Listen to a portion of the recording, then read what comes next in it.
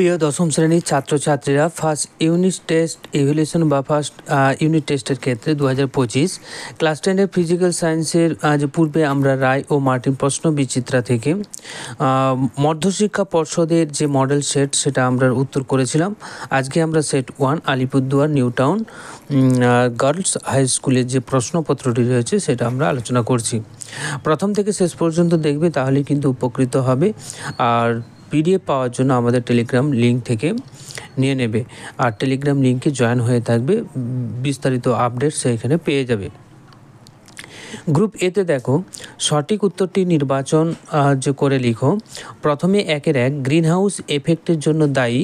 তো এখানে উত্তরটা আমি দিয়েছি এবং ব্যাখ্যাটাও দেওয়া আছে, আর তোমাদের প্রশ্নটা কিন্তু এখানে তোলা হয়নি, তোমরা তোমাদের বই থেকে প্রশ্নটি পেয়ে যাবে। ঠিক আছে, তো গ্রিন হাউস এফেক্টের জন্য দায়ী হবে যে ইনফ্রারেড রশ্মি। ব্যাখ্যাটা দেখে নাও, ব্যাখ্যাটা কিন্তু পরীক্ষার খাতায় তোমাদের লেখার দরকার নেই, তোমাদের মনে রাখার জন্যই কিন্তু দেওয়া। গ্রিন হাউস এফেক্টের জন্য ইনফ্রারেড রশ্মি যে দায়ী হবে, সূর্য থেকে আগত তাপ যে পৃথিবী পৃষ্ঠে শোষিত হয় এবং ইনফ্রারেড রশ্মি হিসেবে বিকিরিত হয়। এই রশ্মি যে বায়ুমণ্ডলে গ্রিন হাউস গ্যাস দ্বারা শোষিত হয়ে পৃথিবীর তাপমাত্রা বৃদ্ধি করে। এরপর 1-2 একটি আদর্শ গ্যাসের যে প্রতি একক আয়তনে মোল সংখ্যা কত হবে? P/RT। কীভাবে দেখো, তো আমরা আদর্শ গ্যাসের সমীকরণে PV সমান nRT জানি। তো প্রতি যে একক আয়তন ভি যদি একক হয়ে যায়, তাহলে যে n সমান হয়ে তোমার মোল সংখ্যা সমান হয়ে যাবে n/v, অর্থাৎ যে P/RT। এরপর 1-3 একটি উত্তল দর্পণের বক্রতা ব্যাসার্ধ 20 সেন্টিমিটার হবে, ফোকাস দৈর্ঘ্য কত হবে? 10 সেন্টিমিটার হবে। কারণ আমরা জানি যে উত্তল দর্পণ বা অবতল দর্পণের ক্ষেত্রে ফোকাস দৈর্ঘ্য বক্রতা কেন্দ্রের মধ্যে সম্পর্ক r সমান 2f, অর্থাৎ f সমান r/2। তারপরে দেখো 1-4 যে আলোর প্রতিসরণে যে রশ্মিটি অপরিবর্তিত থাকে তা হচ্ছে কম্পাঙ্ক। আর যে আলোর প্রতিসরণে কম্পাঙ্ক অপরিবর্তিত থাকে, তবে গতিবেগ এবং তরঙ্গদৈর্ঘ্য পরিবর্তিত হয়। তারপরে দেখো 1-এর যে 5-এর যে প্রশ্নটি রয়েছে, এ এবং বি দুটি মাধ্যম, যেখানে μA > μB মাধ্যম থেকে আলোক রশ্মি বি মাধ্যমে তির্যকভাবে প্রতিসৃত হলে আপতন কোণ প্রতিসরণ কোণ হয় যথাক্রমে I এবং R। সেই ক্ষেত্রে সম্পর্কটি কোনটি সঠিক হবে? তো এইখানে I > R হবে, বি অপশানটি কারেক্ট হয়ে যাবে। স্ল্যান্ডের সূত্রানুসারে আমরা এটা বলে দিতে পারি। ঠিক আছে, এরপর 1-এর যে 6 আধুনিক দীর্ঘ পর্যায় সারণীতে যে ক্ষারীয় মৃত্তিকা ধাতুগুলি কোন গ্রুপে অবস্থান করে? তা হবে গ্রুপ 2-তে অবস্থান করে। বেরিয়াম, ম্যাগনেসিয়াম, ক্যালসিয়াম, স্ট্রনশিয়াম, যে রেডিয়াম। এরপর সমযোজী দ্বিবন্ধনযুক্ত মৌল হবে, এখানে তোমার ইথিলিন হবে C2H4, এখানে কার্বন কার্বন দ্বিবন্ধন অবস্থান করবে। তারপরে দেখো গ্রুপ বিতে যে প্রশ্নটি যে রয়েছে, নিচের যে প্রশ্নগুলির নির্দেশ অনুযায়ী অতি সংক্ষিপ্ত উত্তর লেখো। তো 2-1 যে সৌরকোষে যে ব্যবহৃত অর্ধপরিবাহীটির নাম কি?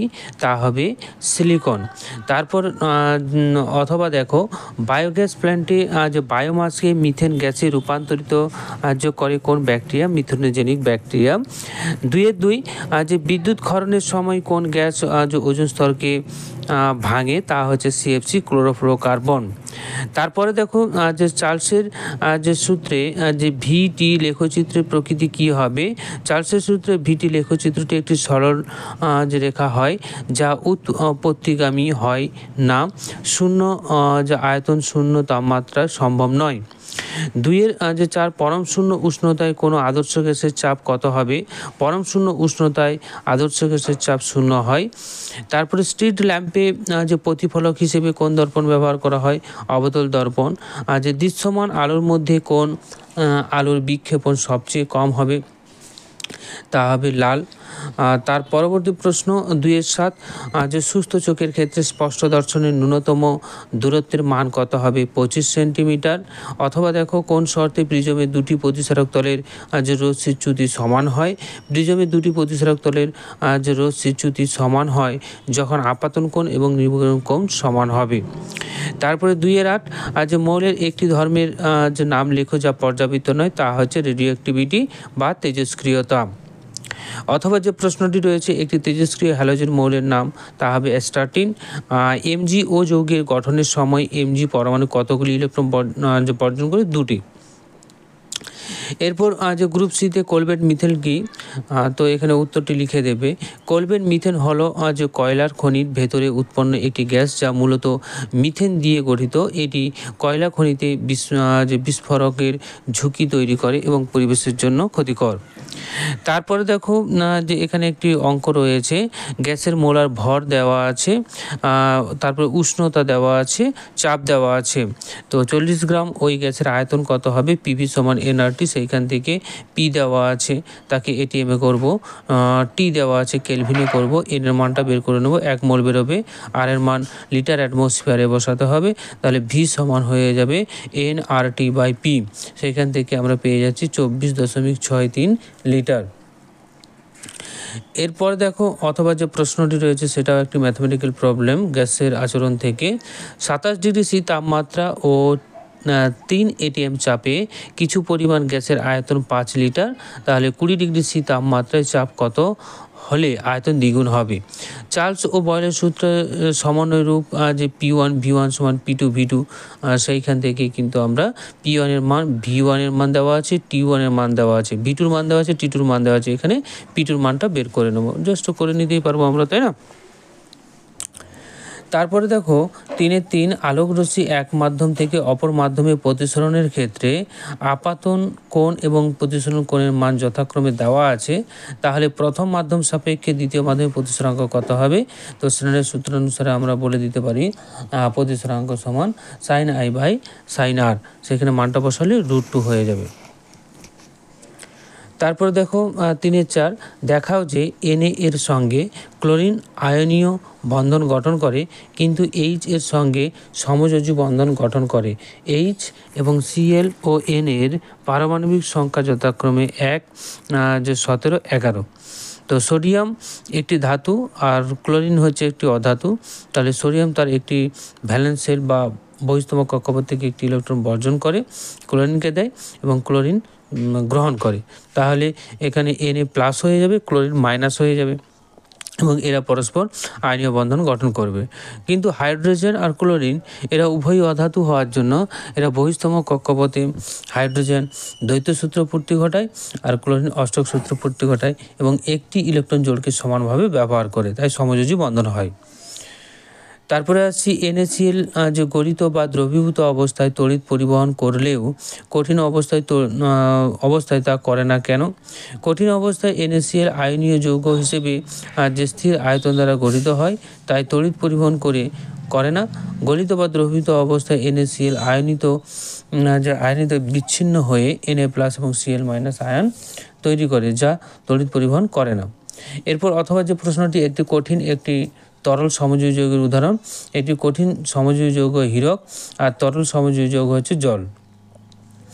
মেন্ডেলিভের পর্যায় যে সূত্রে দুটি ত্রুটিরা কি?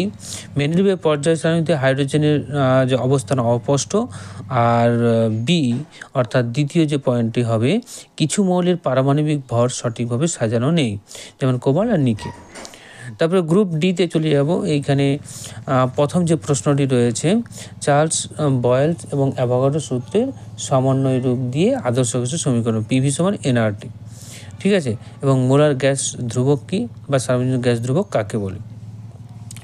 তো বয়েলের সূত্রানুসারে ভি প্রপোর্শনাল 1/p, আর চার্লসের সূত্রানুসারে ভি প্রপোর্শনাল টি, আর অ্যাভোগাড্রো সূত্রানুসারে ভি প্রপোর্শনাল এল। সেখান থেকে পিভি সমান এনআরটি, ঠিক আছে? তো এখানে আর হচ্ছে মোলার গ্যাস ধ্রুবক, সার্বজনীন গ্যাস ধ্রুবক। তো এটি একটি ধ্রুবক যা আদর্শ গ্যাসের জন্য পিভি সমান এনআরটি সমীকরণে ব্যবহৃত হয়। এর মান হচ্ছে 8.314 joule mole inverse kelvin inverse. আর লিটার অ্যাটমসফিয়ারে যদি বলা হয় তাহলে 0.0821 litre atmosphere kelvin inverse mole inverse. তারপরে দেখো অথবা যে প্রশ্নটি রয়েছে, বেলুনে ফু দিয়ে বেলুনের আয়তন ও চাপ বাড়ে, এই ক্ষেত্রে কি বয়েলের সূত্র লঙ্ঘিত হয়? তারপরে বয়েলের ও চার্লসের সূত্রে নির্দিষ্ট ভরের গ্যাসের কথা উল্লেখ করা হয় কেন? দেখো এইখানে বেলুনে যদি ফু দেওয়া হয় তার আয়তন চাপ বাড়ে, কারণ বেলুনে গ্যাসের মোল সংখ্যা বাড়ে, অর্থাৎ তার ভর সংখ্যাও বেড়ে যাবে। এটি বয়লের সূত্র লঙ্ঘিত করে না, কারণ বয়লের সূত্র মোল সংখ্যা স্থির থাকে। তাহলে বয়েল ও চার্লসের সূত্রে নির্দিষ্ট ভরের যে গ্যাসের কথা উল্লেখ করা হয়। দেখো এখানে যেহেতু তোমার বয়েলের সূত্র মানে প্রযোজ্য হচ্ছে না, তাই লঙ্ঘিত হওয়ার প্রশ্নই আসে না। ঠিক আছে, এটা আর একটু বিস্তারিত লিখলে ভালো হতো, যাক শর্টকাটে লেখা হয়ে গেছে। তারপরে অংশটা দেখো, বয়েল ও চার্লসের সূত্রটি নির্দিষ্ট ভরের গ্যাসের কথা উল্লেখ করা হয় কারণ গ্যাসের আচরণ নির্ভর করে মোল সংখ্যার উপর। ক্লিয়ার? এর পরবর্তী যে প্রশ্নটি রয়েছে, হাইপোমেট্রোপিয়া কাকে বলে, এর সমস্যা প্রতিকার। এটি একটি চোখের সমস্যা যেখানে দূরের বস্তু স্পষ্ট দেখা গেলেও কাছের বস্তু অস্পষ্ট দেখায়। এটি চোখের লেন্সের ফোকাস দৈর্ঘ্য বেশি হওয়ার কারণেই ঘটে থাকে। প্রতিকার করার জন্য উত্তর লেন্সের চশমা ব্যবহার করা হয়। অবতল দর্পণ দ্বারা কিভাবে বস্তুর সমশীর্ষ বিবর্ধিত প্রতিবিম্ব সৃষ্টি হয় চিত্রসহ বুঝিয়ে দাও। তো এখানে চিত্রটা কিন্তু তোমাদের নিজেদের অঙ্কন করতে হবে, যদি পারো ভালো, নাহলে কমেন্ট বক্সে জানাবে, অবশ্যই আমি তোমার টাইম লাইনে পোস্ট করে দেবো চিত্রটি, সেইখান থেকে দেখে নেবে। ঠিক আছে, তো এইখানে অবতল দর্পণের ফোকাস এবং বক্রতা কেন্দ্রের মধ্যে যদি বস্তুকে রাখি, তাহলে প্রতিবিম্বটা সমশীর্ষ বিবর্ধিত এবং অবস্থা হয়। চিত্রটা অবস্থা করবে, তাহলে বস্তু ফোকাস এবং বক্রতা কেন্দ্রের মধ্যে অবস্থান করতে হবে। আর প্রতিবিম্ব কোথায় হবে, দর্পণের পেছনে সমশীর্ষ বিবর্ধিত। ব্যবহার কি, অবতল দর্পণ সেভিং মিরর বা মেকআপ মিরর হিসেবে কাজ করে। তারপরে দেখো, আলোর প্রতিসরণ কাকে বলে। এটি খালি বালতিতে জল পূর্ণ করায় বালতির গভীরতা 4 সেন্টিমিটার কমে। বালতির প্রকৃত গভীরতা কত? প্রতিসরণ কাকে বলে সেটা তো আমরা জানো। তো এখানে প্রকৃত গভীরতা নির্ণয়ের ক্ষেত্রে প্রতিসরণের কারণে আপাত গভীরতা কত হবে, 4 সেন্টিমিটার কমে যাবে। প্রকৃত যদি ধরি এইচ, তাহলে 4 সেন্টিমিটার কমিয়ে এইচ ডট ধরে নিচ্ছি। এবার প্রতিসরণকে মিউ সমান কী হবে, প্রকৃত বাই আপাত গভীরতা, তাহলে 4/3। ঠিক আছে, এরপর তোমার মিউ সমান 4/3 হচ্ছে। আর এখানে এইচের মানটা এইচ বসলো, এইচ ডটের মানটাকে আমরা বসিয়ে দিচ্ছি H-4। সেইখান থেকে আমরা যদি বজ্রগুণন করি এবং সমাধান করি, এইচের মানটা কত আসবে, 16 সেন্টিমিটার। ক্লিয়ার? তারপরে 4-এর 4 যে BC মৌলগুলির পারমাণবিক ক্রমাঙ্ক দেওয়া আছে। বলেছে যে কোনটির তড়িৎ ঋণাত্মকতা সর্বোচ্চ এবং কোনটি আয়নীয় বিভব সর্বোচ্চ, কার বিজারণ ক্ষমতা সর্বোচ্চ। তো এইখানে এ বলতে দেখো তার পারমাণবিক ক্রমাঙ্ক 3 অর্থাৎ লিথিয়াম হবে, বি বলতে 11 অর্থাৎ সোডিয়াম, আর সি বলতে এখানে 19 অর্থাৎ পটাশিয়াম। তো এরা প্রত্যেকেই কিন্তু গ্রুপ 1-এ অবস্থান করেছে। তাহলে তড়িৎ ঋণাত্মকতা অনুযায়ী লিথিয়াম সর্বোচ্চ হবে, আয়নীয় বিভব লিথিয়ামের সর্বোচ্চ হবে, বিজারণ ক্ষমতা কে এর সর্বোচ্চ হবে। এরপর অথবা যে প্রশ্ন তো পর্যায় সারণীতে হাইড্রোজেনকে গ্রুপ 17 এবং হ্যালোজেন মৌলের সঙ্গে একত্রে রাখা হয়েছে কেন, গ্রুপ 1 এবং 17তে কেন রাখা হয়েছে। সপক্ষের যুক্তি, হাইড্রোজেন এবং হ্যালোজেন উভয়ই একটি করে ইলেকট্রন গ্রহণ করে স্থিতিশীল ইলেকট্রন বিন্যাস লাভ করে, অর্থাৎ দ্বৈত সূত্র পূর্তি ঘটে হাইড্রোজেন। আর হাইড্রোজেন হ্যালোজেনের মতো যে ডায়াটমিক অণু H2 গঠন করে। আর বিপক্ষের যুক্তিটা কি হবে, হাইড্রোজেন ধাতব অধাতব উভয়ের ধর্ম দেখায়, কিন্তু হ্যালোজেন শুধু অধাতব ধর্ম দেখায়। হাইড্রোজেনের আকার ও ধর্ম হ্যালোজেনের থেকে আলাদা হয়। তো এই ছিল তোমাদের আজকের ভিডিও। আশা করি ভিডিওটি ভালো লাগলো। পরবর্তী ভিডিও পাওয়ার জন্য অবশ্যই আমাদের সঙ্গে জুড়ে থাকার জন্য আমাদের চ্যানেলটি সাবস্ক্রাইব করে রাখো, কারণ তোমাদের মাধ্যমিকের বহু কিন্তু ভিডিও তোমরা পেয়ে থাকবে, যেটা তোমাদের মাধ্যমিক ভৌতবিজ্ঞান, জীবনবিজ্ঞান, গণিতের ক্ষেত্রে খুবই উপকারী হবে। আর পারলে আমাদের টেলিগ্রাম লিঙ্কে জয়েন হয়ে যাও, ফ্রি অফ কস্টে সেখানে PDF পেয়ে যাবে। তো আজকে এই পর্যন্তই, থ্যাংক ইউ।